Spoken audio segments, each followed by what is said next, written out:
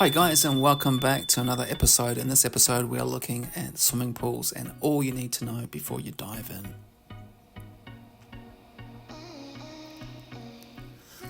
Swimming pools are a great option, especially for young families, lots of fun. And even if you have a property and you just want the property to look amazing, there's nothing that beats a pool as a water feature. They come in various sizes, from small sizes. They have added features like waterfalls, lap pools, plunge pools. So let's look at some of the options that are available. So we've got vinyl line pools, fiberglass pools, and concrete pools. So quickly looking at vinyl line pools, these are the cheapest option. But aesthetically, they sort of lack some of what the other two pools offer, but they are good options if you want to get a swimming pool up and running. And for swimming, they have a vinyl liner, which is generally supported by a sort of framework of metal, and they can be above ground or in ground. So they're flexible, budget friendly, and quick. The next one we have are fiberglass pools.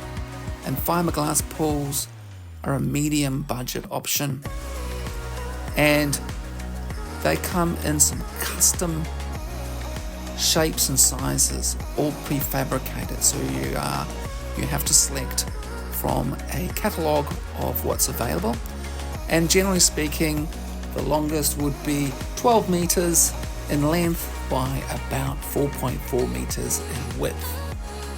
But these are great for small to medium, and generally speaking will suit most purposes for family and other. They're good, they're smooth finishes, low maintenance, and reasonably easy to install.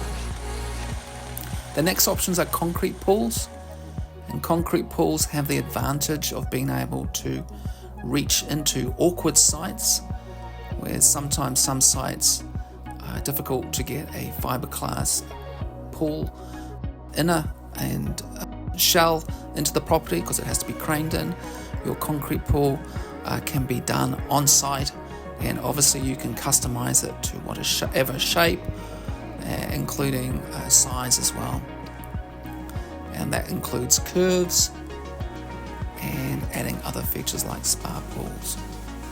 So they are a good option for hotels and larger resorts. Of course, you've got the option to do a little bit easier, the infinity type pools, and good for sort of hilly sites, but cost a little bit more. So let's quickly look at planning and positioning of your swimming pool. It's a good idea to seek out independent advice, because from country to country and council to council, this can also change.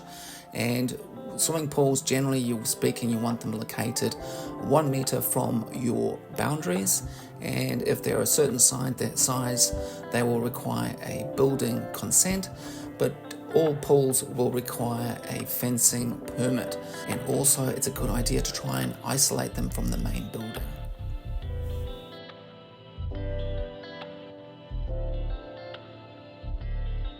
So we've got some paving options here, and colours of the pool.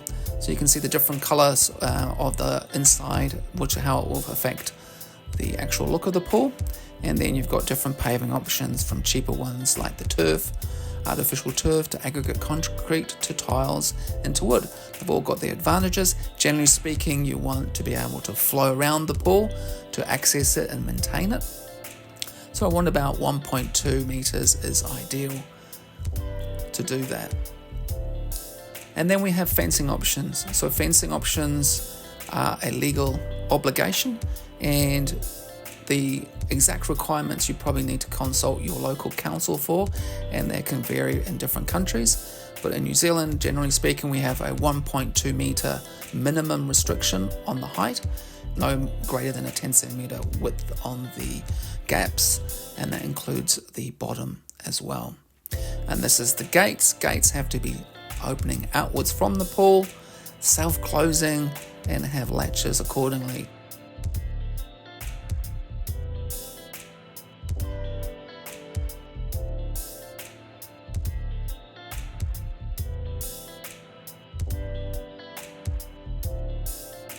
Okay, so we have a quick look at the plantings. Generally with plantings, landscape plantings, we're looking for low maintenance, evergreens so they don't shred leaves and drop them in the pool, and not too spiky. We don't want spiky plants, and so we want also plants that are good for screening.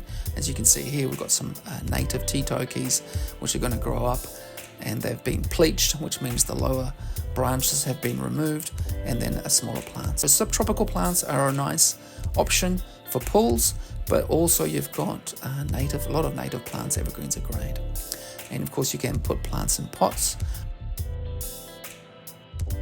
Other features to add to the pool would be these things like showers, so you can rinse off before you go inside. And if you're going to spend any time outside, then you need a bit of protection from the sun, so pergolas and some umbrellas are a great idea.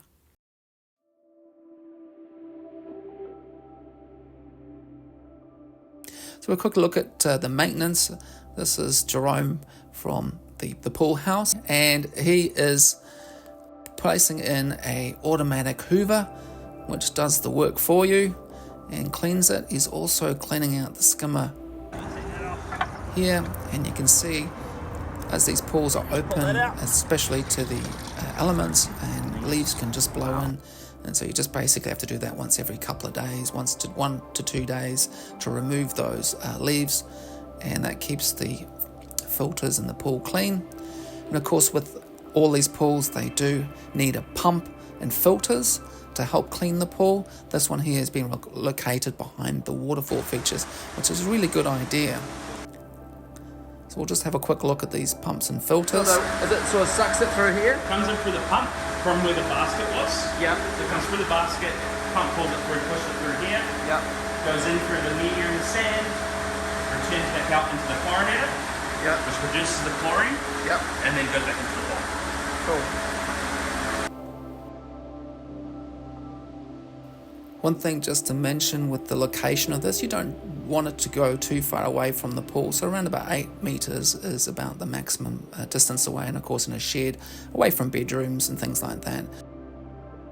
There are options of heat pumps that you can also add in there, which will keep your water at a good temperature so you can use it throughout the year. One other thing to also consider is a pool cover. This is a really good idea. This is a concealed pool cover. And then there's a range of different filters and chemicals that you can use to keep your pool clean, tidy and well maintained, and similar to sort of spa pool chemicals. And that is the pool house outside. Well worth a visit if you're in the Auckland area, as they have got lots of good display models.